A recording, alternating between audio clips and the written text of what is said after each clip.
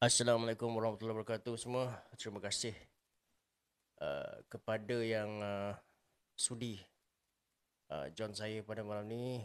Uh, Jom join saya. Dah agak lama saya tak live.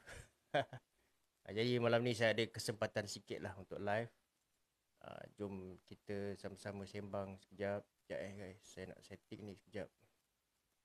Okey, siapa yang dah masuk tu boleh bantu saya tap screen, share-sharekan saya punya live ni. Sekejap saya nak setting ni sekejap.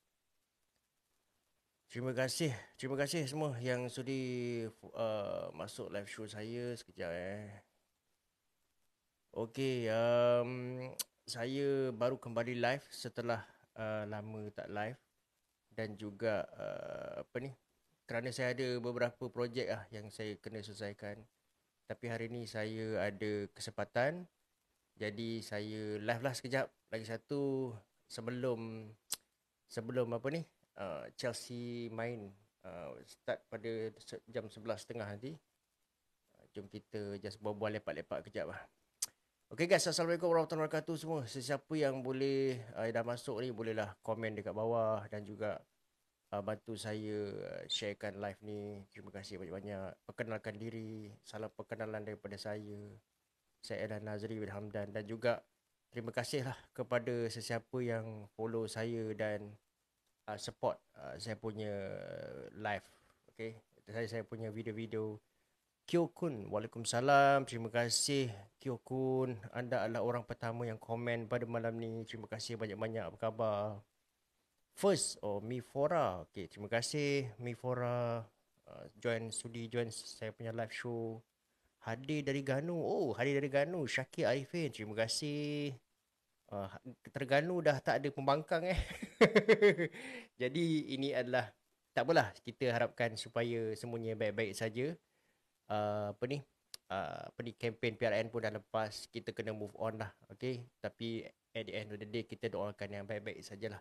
Dan lagi satu, walaupun kita ada berbeza politik, pandangan politik kita jangan bermusuh-musuhan lah. Kita eratkan silaturahim kita. Betul tak? Kan? Kita politik tu dah habis. Nanti next 4 years baru kita cerita balik lah.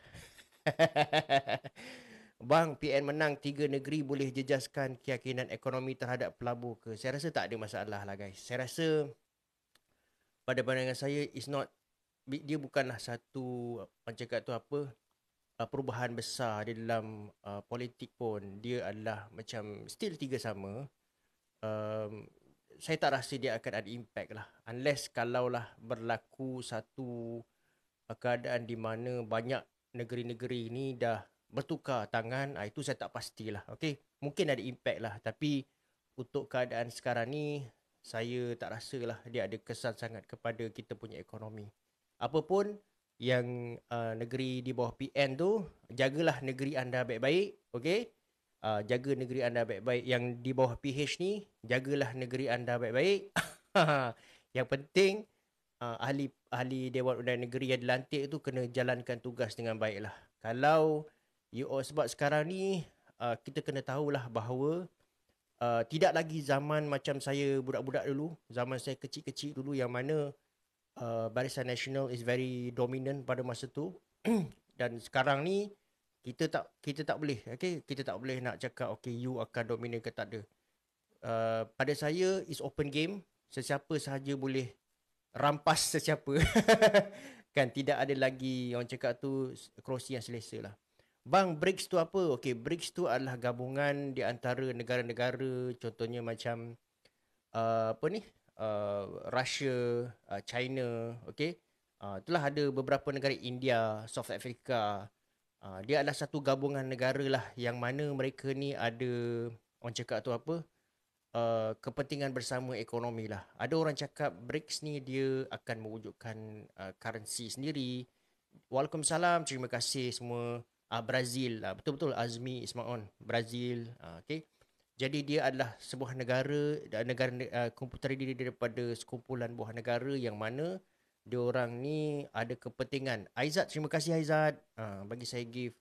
Ada kepentingan ekonomi bersama lah. Okay. Jadi dia orang tubuhkan BRICS.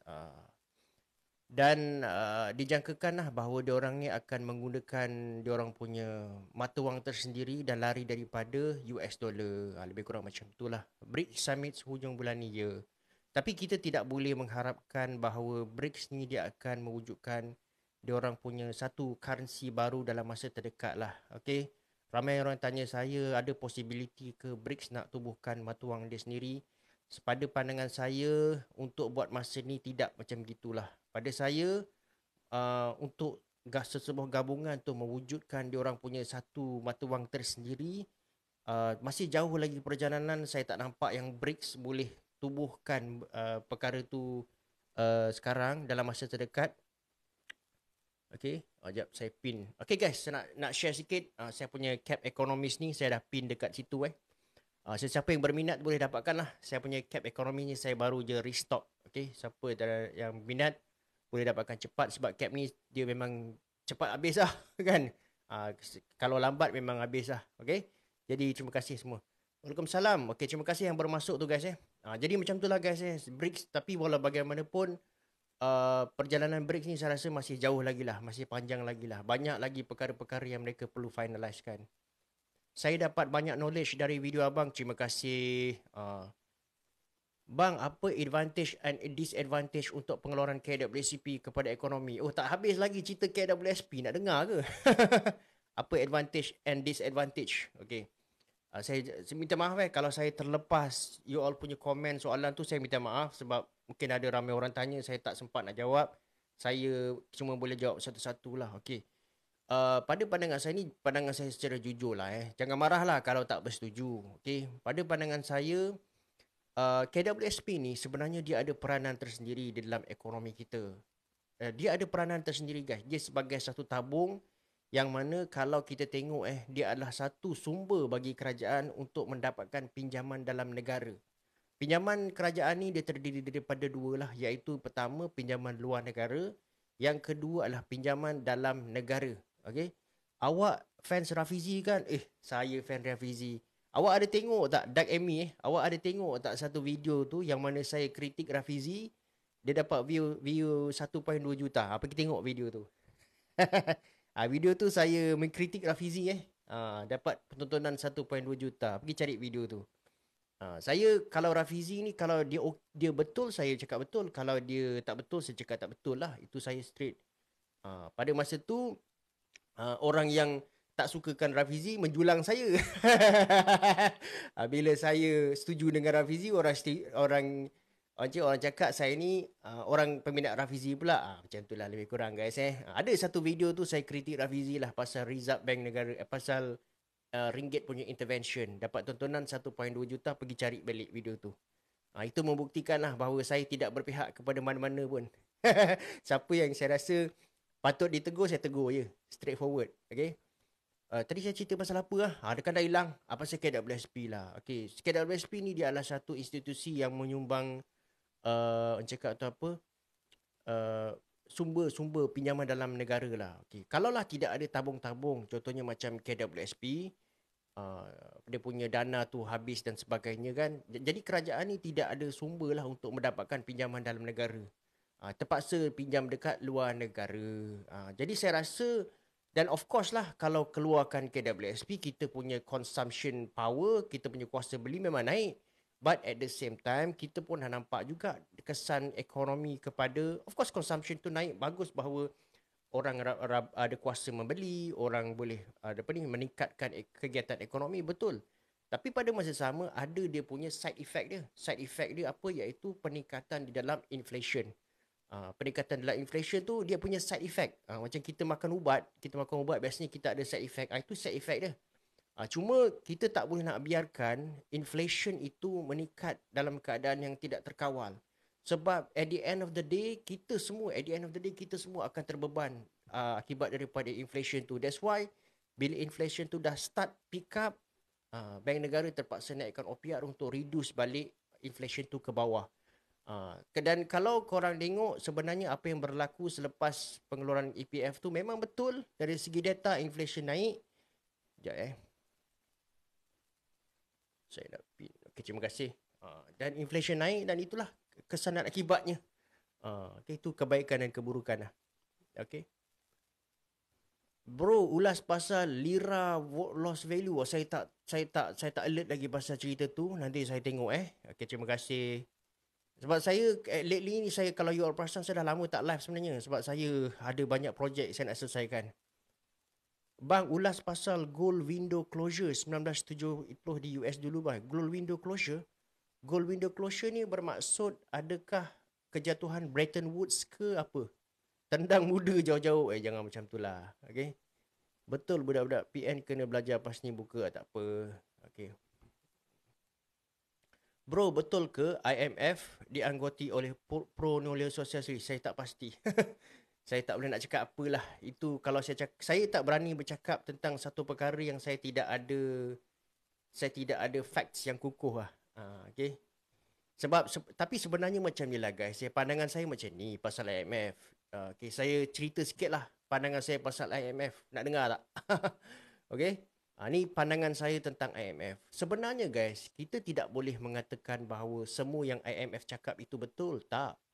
Ada benda yang dia cakap tak betul. Ada benda yang dia cakap betul. Ada kalau kata contohnya kita cakap bahawa IMF ni, katalah contohnya kita argue bahawa IMF ni jahat, IMF ni memusnahkan ekonomi dunia, tapi dia membawa satu karakter yang jahat lah sebab pada saya we have to be fair. We have to be fair dan kita kena menilai ni dengan hati yang terbuka. Katalah contohnya kita katakan IMF tu jahat lah, dia merosakkan. Tapi kita kena faham pada tahun 1998 tu ada negara-negara yang dibantu oleh IMF semasa Asian Financial Crisis yang berjaya keluar daripada krisis ekonomi. Rajubai, terima kasih. Iaitu sebagai contoh South Korea. Diorang berjaya keluar daripada masalah krisis ekonomi selepas mendapatkan bantuan IMF. It's a fact. You boleh tengok kat situ. Tetapi tidak semestinya semua benda yang IMF cakap itu betul. Tidak. Okay? Ada side effect dia yang mana kita kalau kita boleh tidak bersetuju. Contohnya macam kalau kita mendapatkan bantuan daripada diorang, kita terpaksa mengikut diorang punya regulations ataupun policy recommendations. Terima kasih Juhairi. Maksudnya kalau contoh kita pergi pinjam dekat IMF tu, Juhairi, terima kasih. Kita pinjam dekat IMF tu, kita kena ikut diorang punya policy recommendations. Bermaksud kalau kata diorang nak kita pinjam duit diorang cakap, okay, kau kena buat ni, kita kena ikut guys. Kalau kita pinjam daripada IMF, we have to follow their policy recommendations. Akan tetapi, okay, tidak semestinya apa yang diorang cakap tu semua salah. Okay, sebagai contoh, macam saya cakap dalam saya punya video tu kan, yang masa YB Syahir tu sebut pasal monetary tightening and also policy recommendations yang dia cakap ada quoted dekat IMF punya documents. Pada saya it's a normal thing. It's a normal thing in economics, in government fiscal or monetary policy. Memang perkataan itulah yang akan digunakan balik-balik. Jadi kalau kita nak kata kita hanya berdasarkan dua hujah tu untuk kita cakap kita follow IMF punya policy direction, itu pada saya hujah yang sangat lemah kan.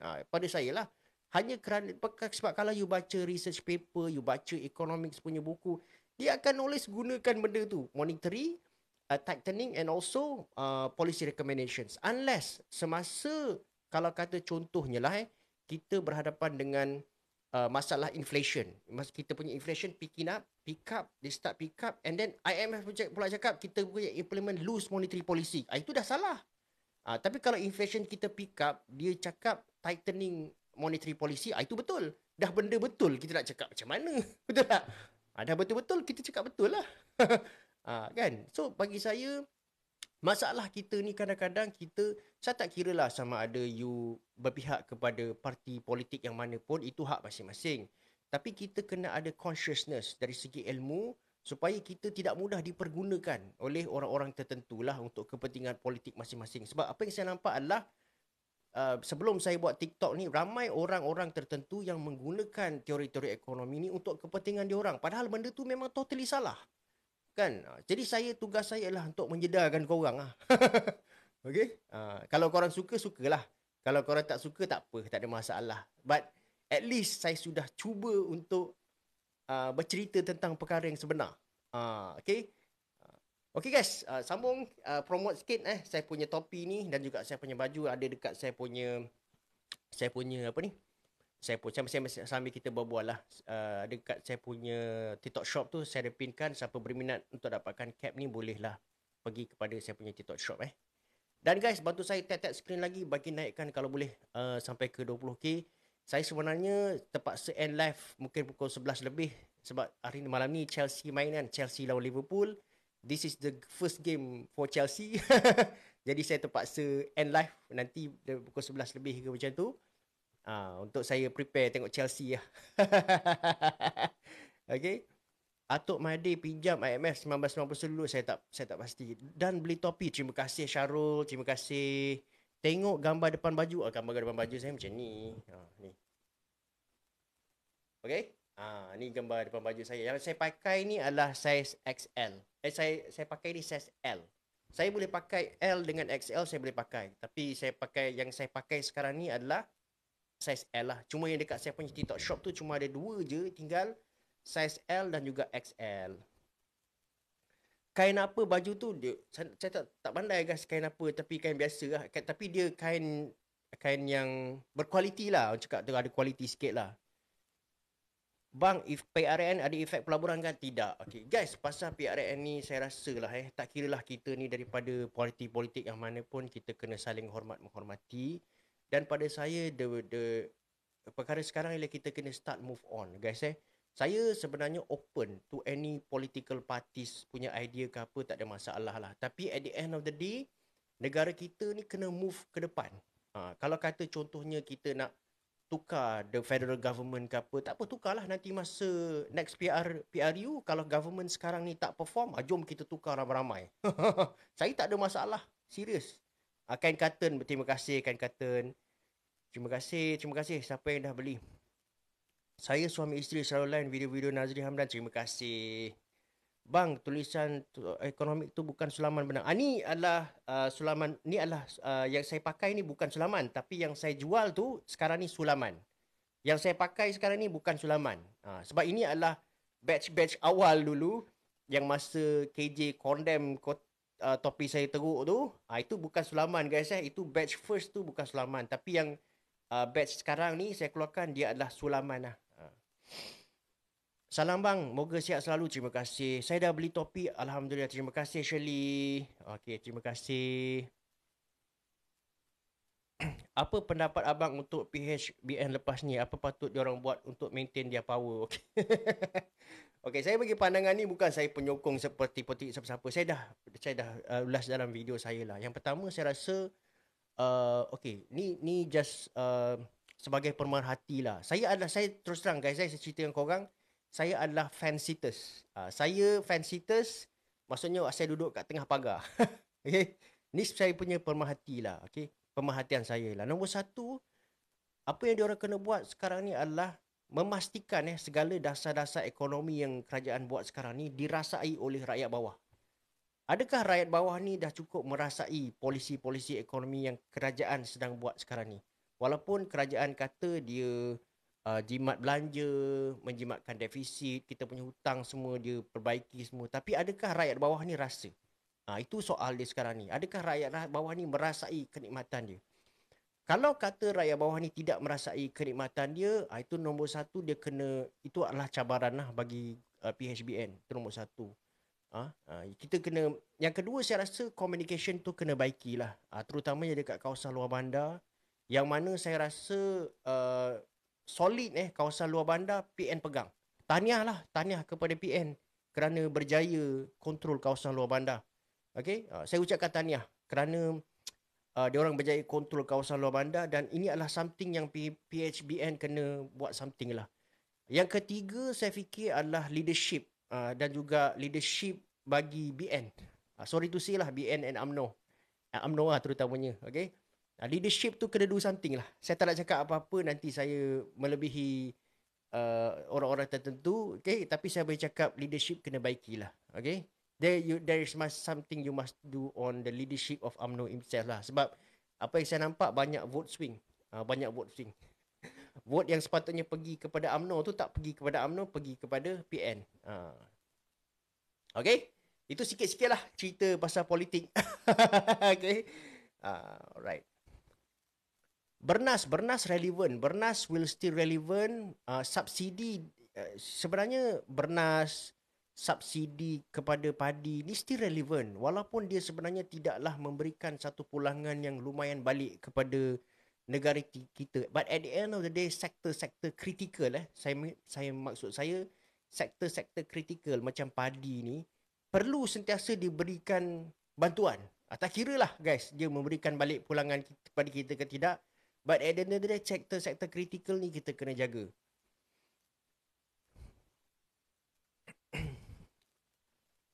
Kenapa Muhyiddin suruh PMX? Macam saya ni dah menjadi penganalisis politik pula soalan malam ni. Kenapa Muhyiddin suruh PMX dengan TPM Zahid letak jawatan sedangkan PRN? Itu saya tak pasti, kena tanya dia lah. Saya tak pasti, kena tanya dia lah. Sebenarnya guys, pada saya, okay, this is my opinion lah. Kalau betul lah kita nak, Muhyiddin nak challenge kedudukan PMX ni kan, pada saya it's very simple.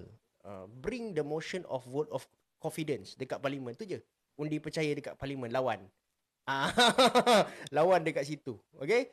So kalau kata dia dapat confidence vote tu pergi kepada PN, then dia jadi PM lah. Apa susah kan? Jadi tapi kena lawan dengan cara betul lah, confident votes dekat parlimen. Tu pandangan saya lah, okay? Jadi kalau nak, kalau kata let's say dia tak nak lawan dekat parlimen, just kita fokus kepada pentadbiran sekarang, bagi can kepada PMX buat tugas dia. Kan? Kalau kata dia tidak dapat melaksanakan tugas dengan baik dan tidak ada result sangat sampailah the next PRU, kita tukarlah, apa susah. Kan?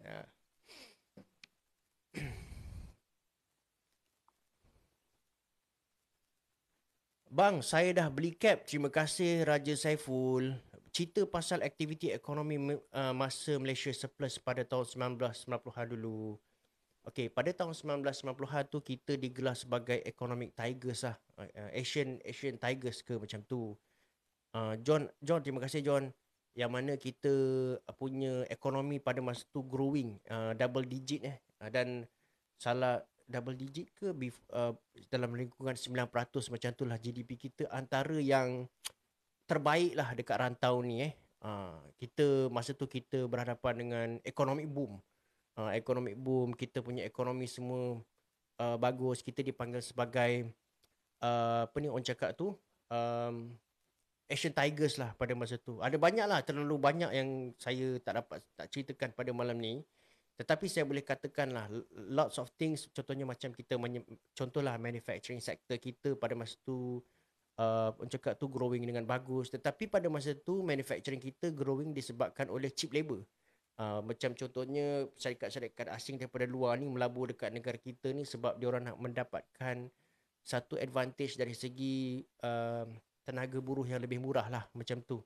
Akan tetapi kita growing dengan cukup baik pada masa tu, dan disebabkan itulah pada masa tu kerajaan enjoy surplus. Okay, kerajaan maksudnya pada masa tu pendapatan kerajaan tu lebih banyak daripada diorang spend lah. Kenapa jadi macam tu? Sebab apabila ekonomi ni booming, banyak syarikat-syarikat naik dan juga diorang membayar cukai kepada kerajaan. Bila bisnes naik, diorang banyak membayar cukai kepada kerajaan. Jadi kerajaan punya revenue ni banyak tinggi lah. Kan? Lagi satu macam contohnya kita ekspor keluar, kita pun kerajaan banyak kutip cukai dekat situ. Jadi kita punya surplus tu tinggi lah. Tak macam sekarang ni. Sekarang ni adalah satu keadaan di mana terbalik. Sebenarnya guys, lepas tahun 1990-an tu, kita dah tak pernah lagi berhadapan dengan surplus. Setiap tahun kita punya perbelanjaan ni akan menjadi defisit. Defisit ni maksudnya kita punya perbelanjaan tu lebih tinggi daripada kita punya pendapatan lah. Sejak 1998, kita sudah tidak lagi berhadapan dengan surplus. Semua yang hutang. Sebab itulah itu menyebabkan bahawa keadaan itu menjadikan hutang kita sekarang 1.5 trilion lah. 1.5 trilion. Sebab hutang hutang 1.5 trilion ni dia jadi sebab every year kita berhadapan dengan defisit. So dia akan top up ke dalam hutang keseluruhan. Jadilah 1.5 trilion. untuk kita baiki hutang 1.5 trilion tu, at the end of the day kita kena surplus lah. Kalau actually, even kalau kata kita reduce kita punya deficit tu, still hutang 1.5 trilion tu akan naik. Dia akan still naik. Tapi dia tidaklah naik dengan laju. Tapi dia still akan naik. Unless kalau kita dapat balance budget. Balance budget ni maksudnya perbelanjaan sama dengan pendapatan. Itu dinamakan perbelanjaan seimbang, belanjawan seimbang. Then kita boleh stopkan hutang tu. Ataupun kita surplus lah. Abang ni orang Burma ke? Siapa cakap saya ni orang Burma? Okay.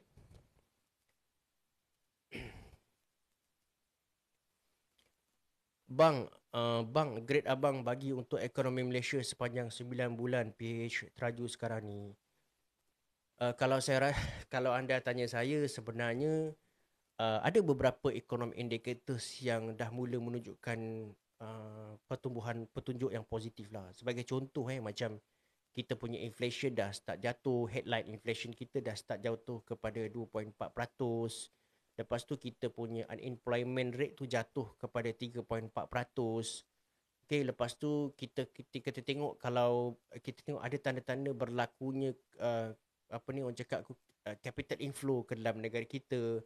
Walaupun kita punya Malaysian equities tu tidaklah bagus, tetapi sebenarnya ada juga capital inflow masuk lah untuk pembelian bond-bond kerajaan ni. Jadi kalau korang tanya saya, nak kata di bawah PHBN ni setakat ni terlalu cemerlang tu, tidaklah. Okay, banyak lagi. Terima kasih siapa yang bagi saya gift tadi tu, tak sempat. Akan tetapi pada saya ada banyak lagi benda yang nak perlu mereka buat lah sebenarnya. Okay, cuma nak kata mereka ni terlalu teruk sangat, tidak. Nak kata terlalu baik sangat, tidak lah. Kalau tanya saya bagi B lah. Saya bagi B. Tapi kita tidak boleh, tapi pada saya itu bukanlah satu barakah yang adil, sebab mereka pun belum setahun lagi jadi kerajaan. Mereka belum lagi setahun jadi kerajaan. Sebab itulah, itu bukanlah satu penilaian yang baik lah. At least kita bagi diorang ni tempoh 12 bulan lah untuk kita nilai lah. Kita sabar sikit, kita nilai. Sebenarnya yang saya nak tengok sangat daripada kerajaan PH ni, saya nak tengok sangat apa tau guys. Korang nak tahu tak apa yang saya nak tengok sangat? Saya nak tengok sangat saya nak tengok sangat laporan ketua audit negara tahun depan. Itu saya nak tengok sangat. That is saya punya one of the orang cakap tu, perkara yang saya nak tengok sangat daripada kerajaan PHBN ni. Index ni, laporan ketua audit negara. Saya nak tengok sama ada laporan ketua audit negara tu ada banyak bocor atau tidak. Itu saya nak tengok, sebab saya tak tahu bagi korang lah. Pada saya, that is one of the indicators yang penting untuk kita. Bang, boleh tak ulasan pajak projek KXP? Betul ke Rafizi kata projek itu tak relevan? Itu itu agak kontroversi sikit lah. Nanti saya fikirlah saya boleh ulas atau tak. InsyaAllah, Sifu clean. Okay, saya take note. Macam itulah guys. Right. Bang, Nicholas Jackson bagus tak? Oh, ini cerita pasal Chelsea. Chelsea main 11.30 ni So sebelum dalam pukul 11 lebih ni saya kena end live lah nak tengok Chelsea. Pada saya Nicholas Jackson is okay. Kalau korang tanya saya, pada saya dia underrated striker. Dia okay. Dia okay. Dia ada skill, dia okay pada saya. In fact saya rasa kalau kata dia Vicha, hai bang, hai. Kalau kata dia diberikan lebih banyak peluang, saya rasa dia akan menyerlah. Abang Chelsea ke? Ya, saya Chelsea. Cuma saya ada satu benda kerisauan lah pasal Chelsea ni. One thing. Kau nak tahu tak apa? Saya difahamkan bahawa ada Zawawi. Terima kasih Zawawi bagi saya gift. Saya difahamkan bahawa ada satu website yang tak begitu bagus akan menaja dia punya jersey. Kan? Saya rasa saya ada ura-ura bahawa ada satu penaja ni yang tak berapa elok yang akan menaja jersey dia. Okey, gaji progresif. Okey, saya komen pasal gaji progresif lah Okey, saya kongsi pakai pasal gaji progresif lah. Ni pandangan saya lah. Okey. Bang, ada wakil rakyat masuk live bang, tak apalah, masuk je lah. Okay. Um, ni pandangan saya lah pasal gaji progresif. Sebenarnya detail pasal gaji progresif tu kita masih tak nampak lagi lah kan. Tapi kita jangkaannya, tapi ada juga macam Anwar ataupun Rafizi cakap bahawa akan berlaku satu campur tangan kerajaan yang mana kerajaan akan spend duit kepada gaji progresif tu. Itu macam mana saya tak nampak lagi guys. Macam mana dia akan, Little John terima kasih, macam mana dia gunakan duit untuk gaji progres tu saya tak pasti. Okey. Cuma kerisauan saya adalah sekarang ni adalah secara jujurnya lah kan, saya tidak begitu orang cakap tu favor sangat apabila kita melaksanakan gaji progresif dan juga minimum wage tu pada masa sama. Itu kepada saya lah. Pada saya, dua polisi ni would not blend with each other. Sebab itulah kalau kita tengok contoh macam Singapore, dia orang buat gaji progresif tapi dia orang tak ada minimum wage. Kita ada gaji progresif dan kita plus minimum wage sekali. Okay, saya tak tahu keadaan tu macam mana, cuma bagi saya lah, kalau kata kerajaan terlalu campur tangan ataupun intervene dalam ekonomi ni sebenarnya pun tak elok. Okay. Kena ada balance lah. Okay. Tapi saya tak boleh nak komen secara lanjut sebab saya tak nampak lagi gaji progresif tu macam mana. Katanya akan ada kerajaan terpaksa bajetkan duit kan dekat situ, macam mana kerajaan akan campur tangan, allocate money. Terima kasih Ifa bagi saya gift. Terima kasih banyak-banyak. Macam mana kerajaan akan buat intervention dengan allocate certain money, budget dekat situ, saya tidak pasti. Kita kena tunggulah. Cuma persoalan dia mungkin adalah sampai bila kerajaan boleh letak duit dekat situ untuk kita naikkan kita punya gaji. Contohnya kerajaan nak pump duit tu sampai bila? Adakah benda tu sustainable or not? Itu adalah satu persoalan dia lah. Okay? Walaupun pun saya tak boleh nak bagi komen sangat sebab benda tu saya tak nampak lagi. Kita just tunggu aje lah, tengok macam mana kan. Okay? Cuma pada saya dari segi peringkat awal, kalau tanya saya rasa patut benda tu dibincangkan dekat NWCC, iaitu National Wage Consultative Council. NWCC yang mana dekat situ memang ada wakil pekerja dengan juga wakil majikan. Okay? Sebab wakil majikan dengan wakil pekerja ni penting untuk kita buat penentuan upah. Macam dekat Singapore pun, cara dia orang buat progressive wage, dia orang ada tripartite committee. Tak susah pun dia orang buat. Pakai wakil pekerja, wakil kerajaan, wakil majikan dah. Okay? Dan dia orang pun buat progressive wage dekat Singapore ni bukan kepada semua sektor. Tak. Dia orang pilih sektor tu. Dia orang pilih, dia ada certain sectors yang mana dia orang nak implement progressive wage tu. Bukan semua. Okay? So itu langkah daripada Singapore yang saya rasa kita patut belajar juga daripada dia orang. Okay? Jadi kita kena tunggu dan lihat lah. Cuma itulah dia dah buat dekat M10. M10 ni sebenarnya satu majlis tindakan ekonomi yang tinggi lah sebab kat situ ada PM kan. Cuma lepas tu dia akan bawa ke bawah, baru dia kata dia nak buat stakeholders discussion. Cuma pada saya benda tu macam terbalik sikit lah. Sepatutnya dia bawa daripada NWCC dulu, dia baru bawa ke atas kan. Tapi dia dah bawa ke atas, dia bawa turun ke bawah. Tak tahulah, saya rasa benda tu macam terbalik pula. Tapi tak apalah, kita tengok aje lah kan. Kita tengok mana yang bagus kita ikut lah. Cuma persoalan dia sekarang ni, adakah dengan pump duit kerajaan di dalam progressive wage tu boleh bertahan sustainable dalam jangka masa panjang ataupun tidak? Itu yang menjadi persoalan. Indonesia nak buat bursa sawit. Indonesia, apa impact kepada Malaysia? Saya rasa benda tu masih terlalu awal. Saya pun tak boleh nak komen. Saya pun tak boleh nak komen pasal benda tu, kita kena tengok dulu. Bro, apa significant impact? Ada significant impact tak keputusan PRN 15 kepada pelabur Kelab? Saya rasa tak ada impact sangat lah. Sebab keputusan 3 negeri tu still remain. 3 sama kan. Bagi saya tidak ada impact sangat lah. Itu just pandangan saya lah. Okay.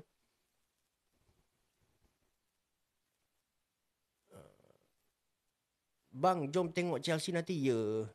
tak dengar sangat suara. Suara okey ke guys? Kata ada orang tak dengar suara ni. Okey ke suara saya? Ke slow ke macam mana? Bang, bagi abang zaman PM mana ekonomi paling bagus? Kenapa? Oh, ada orang kata okey je. Okay guys, ni saya have to be fair lah sebenarnya. Kalau kita nak cakap zaman PM mana yang paling bagus, kita kena exclude PMX lah. Sebab untuk kita nilai PMX ni dia terlalu singkat. Baru 8 bulan je dia jadi PM. Okay? Kalau kita nak evaluate, kita boleh evaluate PM sebelum-sebelum dia tu okay. Tapi kalau kata kita nak evaluate PM yang hanya 8 bulan ni, saya rasa it's not fair to him lah. Cuma pada saya, kita tak boleh nafikan lah. Kita tidak boleh nafikan bahawa Malaysia ni dia growing sangat fast under Tone M. Itu adalah facts. You suka ke tak suka ke, pada saya that's it. Di bawah Tone M kita punya economic growth kita paling tinggi. Itulah. Okay, di bawah Tone M.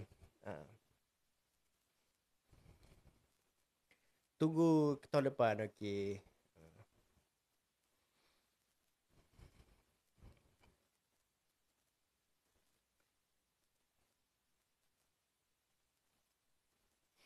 Bang, China alami deflation. Komen sikit. Okay, China alami deflation ni besok saya akan bagi komen.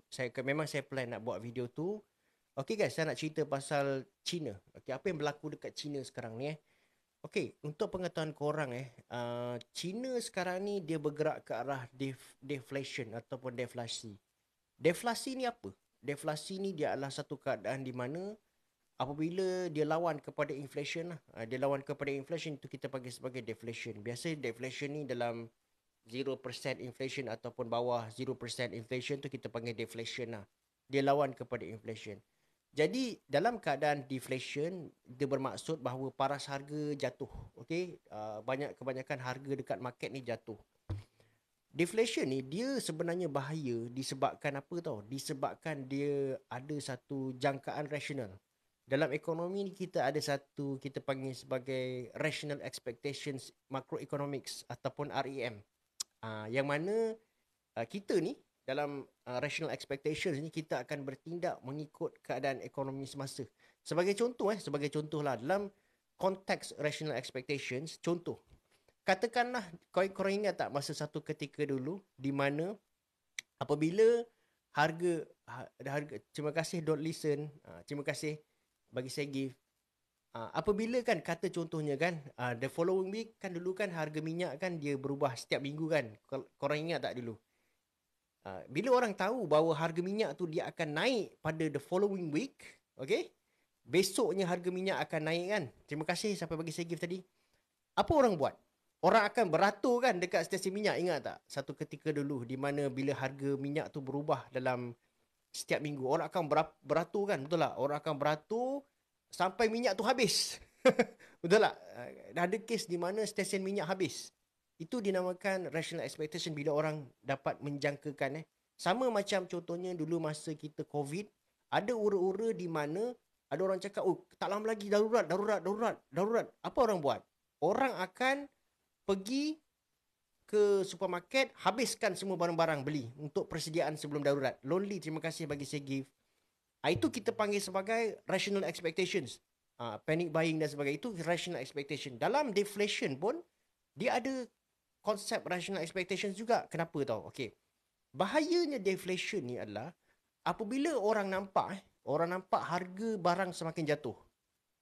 Apa bahaya dia dekat situ guys? Cuba korang jawab dekat korang komen. Apabila kita tahu harga barang semakin jatuh, apa kita akan buat? Cuba korang tulis dekat komen. Dari segi rational expectations. Apabila orang tahu ni, harga barang semakin jatuh. Korang rasa apa orang akan buat? Harga barang semakin jatuh. Dia bukan semakin naik. Dalam deflation, harga barang ni dia semakin jatuh. Apa kita sebagai pengguna ni akan buat?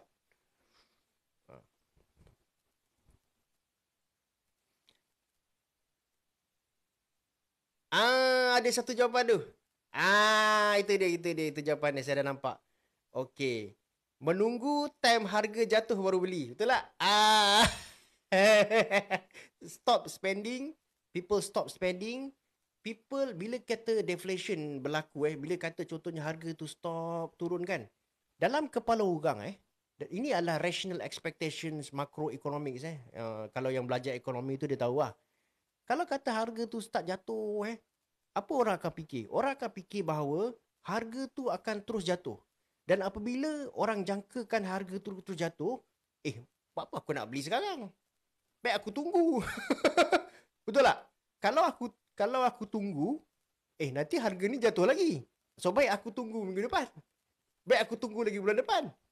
Jadi apa berlaku? So maksud dia adalah ni adalah bertentangan dengan kata bila inflation naik, kata inflation nak naik ni orang akan start beli.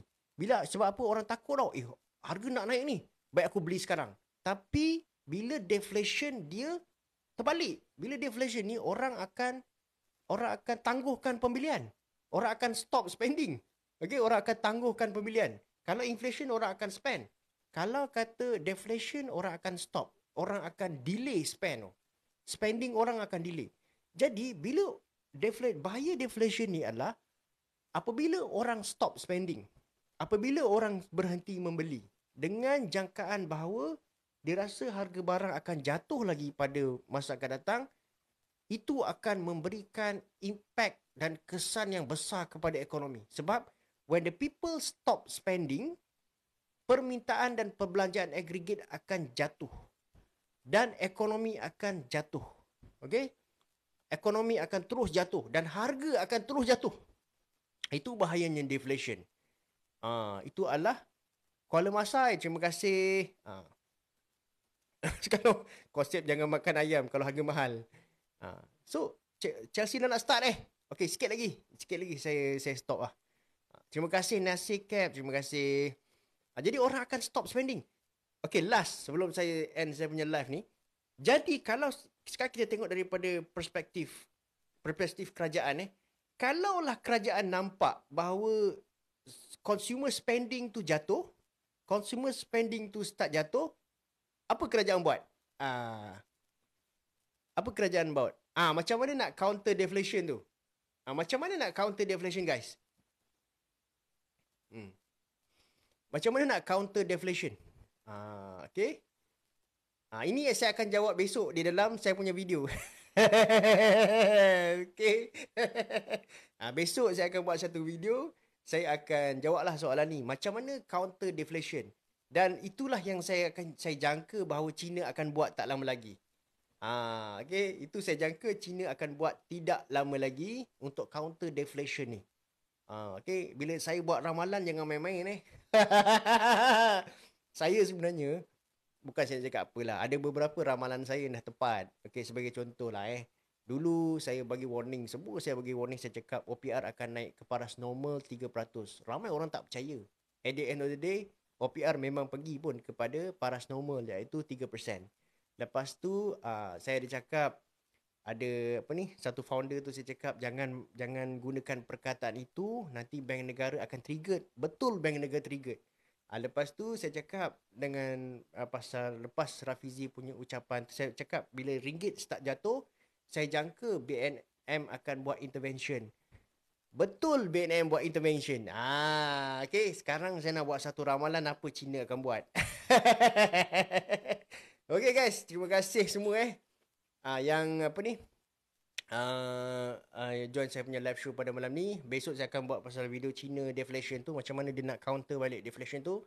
Terima kasih semua guys. Okay guys, saya dah start Nasir Cap, terima kasih saya dah start restock saya punya cap ni dalam saya punya TikTok shop. Korang boleh pergi ke profile saya untuk dapatkan cap ni lah dekat situ Dan saya juga ada buat satu video tadi dekat tu, saya ada letak beg kuning kat bawah tu. Okay, terima kasih banyak-banyak kepada korang yang dah beli cap ni dan juga beli baju saya. Okay, terima kasih kepada semua yang support. Bila korang support saya makin bersemangat untuk buat video. Okay, okay guys, Assalamualaikum warahmatullahi wabarakatuh. Saya nak tengok game Chelsea lepas ni macam mana. Adios.